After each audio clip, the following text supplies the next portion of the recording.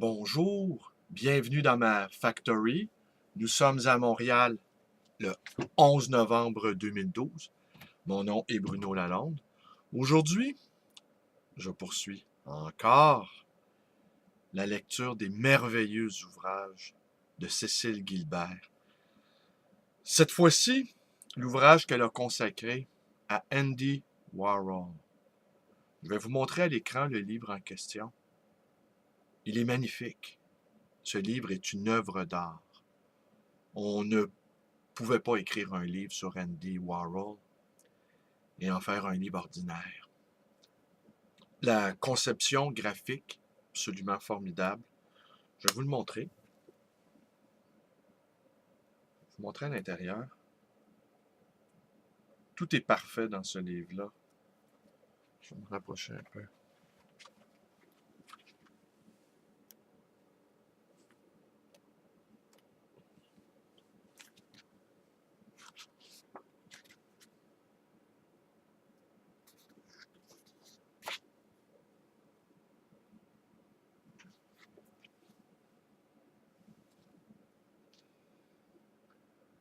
Warhol Spirit. Alors franchement, j'ai passé plusieurs jours en compagnie de Cécile Gilbert et c'est vraiment une auteure majeure. Elle appartient maintenant à ce petit cercle restreint et heureusement pour nous, elle est fort jeune, cette dame. Elle appartient dorénavant à ce petit cercle restreint d'écrivains dont nous guettons l'apparition des ouvrages et qui, séance tenante, nous les lisons, interrompant ainsi toutes les lectures en cours. Alors, je vais vous lire un passage qui est consacré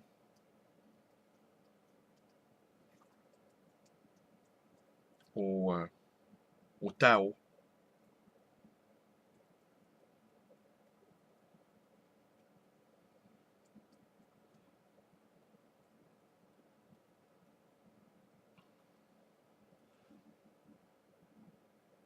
Ma philosophie, la recherche du vide.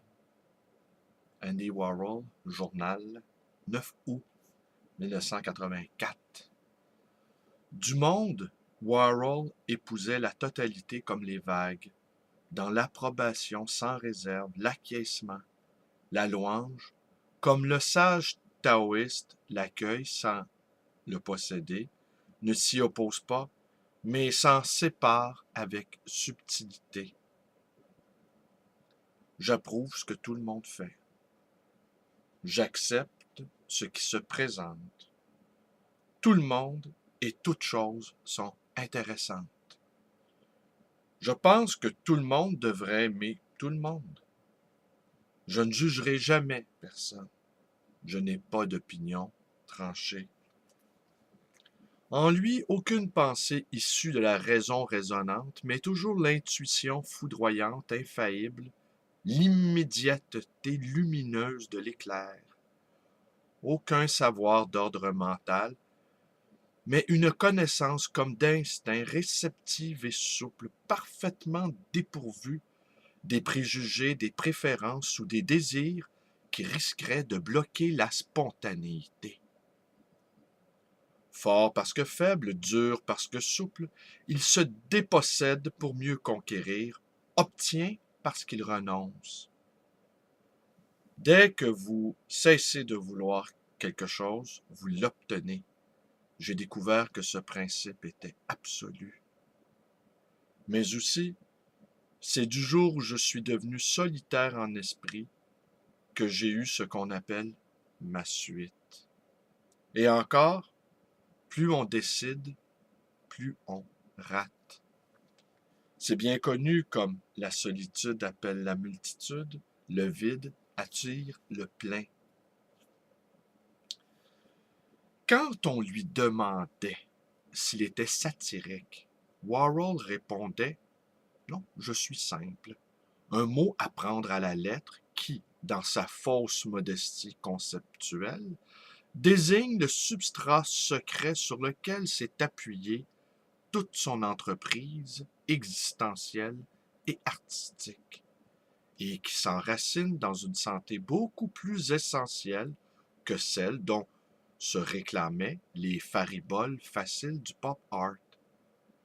Je choisis toujours ce qu'il y a de plus simple, disait-il, parce que si c'est le plus simple, c'est généralement le meilleur. Simplicité du comportement, simplicité des productions.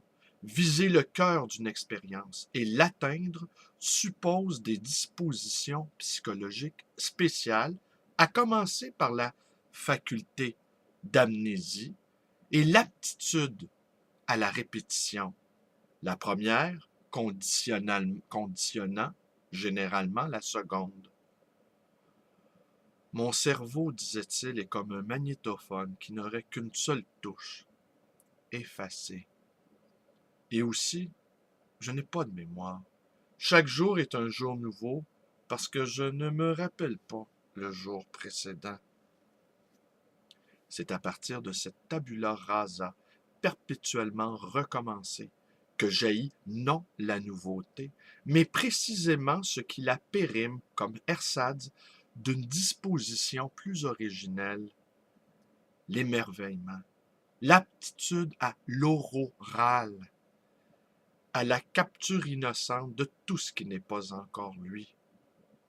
Chaque minute est comme la première minute de ma vie, écrit-il dans sa philosophie de A à B, et plus précisément du chapitre bien nommé L'étincellement.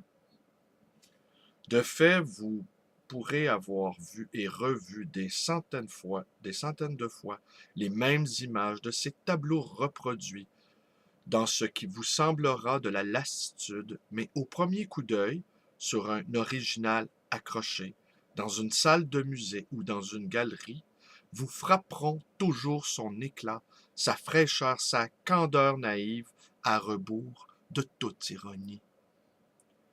Bienheureux Warhol, dont le site propre était le premier âge du monde, et l'enfance à soi-même, cette fameuse enfance retrouvée à volonté, que Baudelaire définissait précisément comme le génie.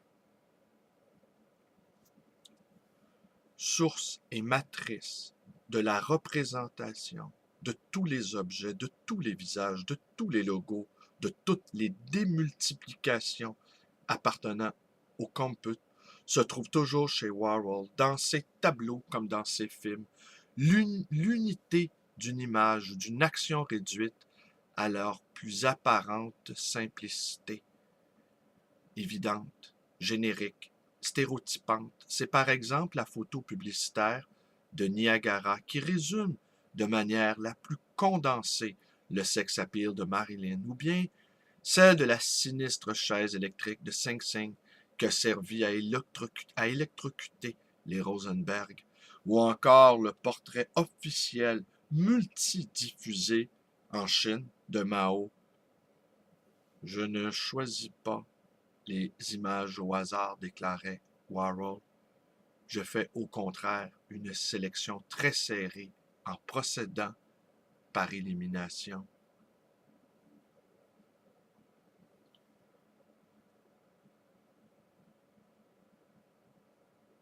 Dans une époque pressée de voir pour mieux ne rien regarder et de s'affairer pour ne point penser, la dilatation du temps était à Warhol ce que la pensée méditante est à la pensée calculante. L'homme qui jouit à celui qui compte, ou en chinois, le céleste à l'humain, soit l'éclair extatique du divin, ce qui donne dans l'impeccable formulation de Chuang Tzu la tranquillité dans le désordre signifie la perfection.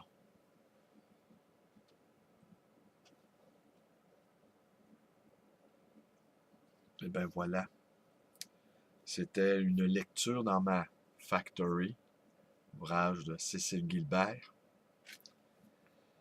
Warhol Spirit, un magnifique livre, Un magnifique livre graphique. Il ne pouvait en être autrement dans le cas d'Andy Warhol. Alors, c'est tout pour aujourd'hui. Mes vidéos vous plaisent. Abonnez-vous à ma chaîne, Bruno Lalonde. Allez visiter ma page Facebook ou devenez un ami militant.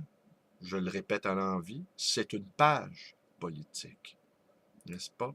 Une page de mobilisation politique. Parce que la guerre civile intellectuelle et mentale a commencé. Et nous sommes plusieurs à s'en réjouir, au Québec, du moins. Le faux consensus mou qui règne déjà depuis des décennies a craqué au printemps dernier. Il y règne un parfum d'hostilité qui est franchement très, très, très agréable. Un peu comme où dans ces familles règnent de torves secrets, des rancunes rentrées, feutrées, et qui tout à coup éclatent au grand jour, vidant ainsi l'abcès. Nous sommes dans ce climat-là. Il est à temps. Vaut mieux une vraie guerre qu'une paix imposée, n'est-ce pas? Vous voyez, voilà.